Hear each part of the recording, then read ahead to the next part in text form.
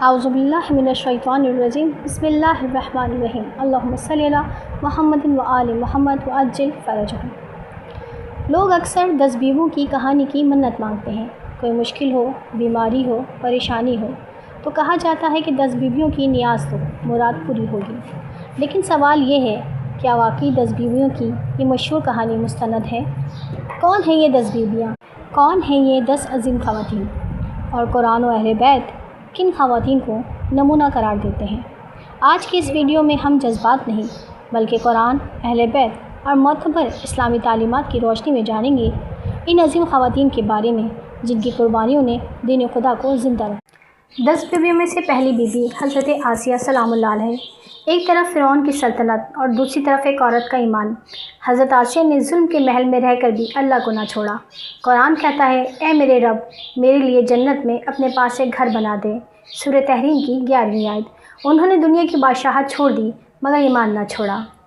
دوسری خاتون حضرت مریم سلام اللہ علیہ، وہ پاکیزہ بی بی جنہیں اللہ نے تمام جہان کی عورتوں پہ فضیلت دی، اور قرآن فرماتا ہے، بے شک اللہ نے تمہیں منتخب کیا اور پاکیزہ بنایا۔ سورہ آل عمران کی 42 آیت۔ لوگوں کے طعنے، تنہائی، آزمائش سب برداشت کیا مگر اللہ پر یقین نہ چھوڑا۔ تیسری بی بی حضرت خدیجہ الکبریٰ سلام اللہ علیہ۔ اسلام کے آغاز میں جب سب نے رسول کا ساتھ چھوڑ دیا تب ایک عورت کھڑی ہوئی، بی بی خدیجہ۔ انہوں نے اپنا سارا مال، اپنی آرام کی زندگی سب اسلام پر قربان کر دیا۔ شب ابی طالب کی بھوک اور سختیاں برداشت کی۔ رسول اللہ فرمایا کرتے تھے، خدیجہ جیسی عورت مجھے دوبارہ نہیں ملی۔ چوتھی بی بی حضرت حاجرہ سلام اللہ علیہ۔ ایک ماں سنسان صحرا میں اپنے بچے کے لیے پانی ڈھونڈ رہی تھی۔ صفا اور مروہ کے درمیان ان کی دوڑ اتنی عظیم بنی کہ اللہ نے اسے قیامت تک عبادت بنا دیا۔ قرآن فرماتا ہے، بے شک صفا اور مروہ اللہ کی نشانیوں میں سے ہیں۔ سورہ بقرہ کی 158 آیت۔ پانچویں بی بی حضرت سارہ سلام اللہ علیہ۔ جب عمر گزر گئی اور امید ختم ہو گئی تب بھی انہوں نے اللہ کی رحمت سے نا امید نہ ہوئی اور اللہ نے بڑھاپے میں انہیں خوشخبری عطا فرمائی۔ چھٹی بی بی ام البنین سلام اللہ علیہ، وہ ماں جنہوں نے اپنے 4 بیٹے امام حسین پر قربان کر دیے، مگر جب کربلا کی خبر آئی تو سب سے پہلے پوچھا، مجھے حسین کا حال بتاؤ۔ یہ تھی اہل بیت سے وفا۔ ساتویں بی بی زینب سلام اللہ علیہ۔ کربلا کے بعد اگر کوئی تنہا کھڑا تھا تو وہ بی بی زینب تھی۔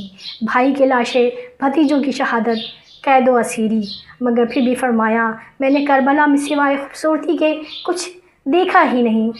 یزید کے دربار میں حق کی آواز بلند کی اور کربلا کو ہمیشہ کے لیے زندہ کر دیا۔ 8ویں بی بی رباب سلام اللہ علیہ۔ ایک ماں جس کی گود میں 6 ماہ کا علی اصغر شہید ہوا، کربلا کے بعد غم حسین میں زندگی گزار دی۔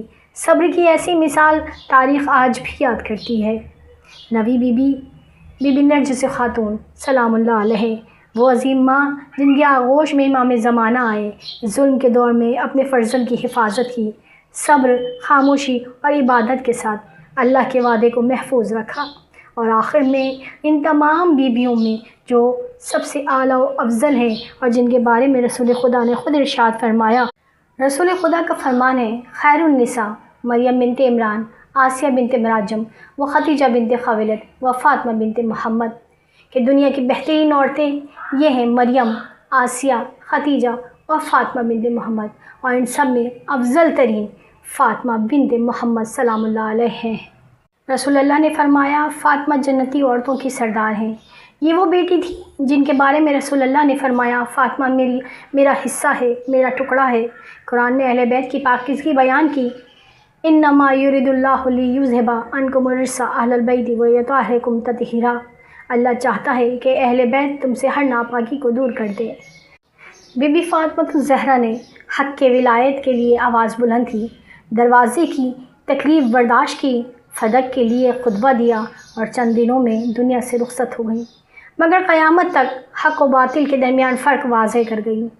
حضرت علی حسین یہ صرف کہانیاں نہیں، یہ ایمان، صبر، قربانی، وفا اور حق کی وہ مثالیں ہیں جنہوں نے دین خدا کو زندہ رکھا۔ اصل برکت صرف نیازوں میں نہیں بلکہ ان پاک خواتین کی سیرت پر عمل کرنے میں ہے۔ اللہ ہمیں بی بی فاطمۃ الزہرا اور ان بیویوں کی نقش قدم پر چلنے کی توفیق عطا فرمائے۔ اللہم صلی علی محمد و آل محمد و عجل فرجہم۔ میری اگر یہ کوشش آپ لوگوں کو پسند آئی ہو تو پلیز اسے سبسکرائب ضرور کیجیے، لائک اور شیئر بھی کیجیے۔ اللہم صلی علی محمد و آل محمد و عجل فرجہم۔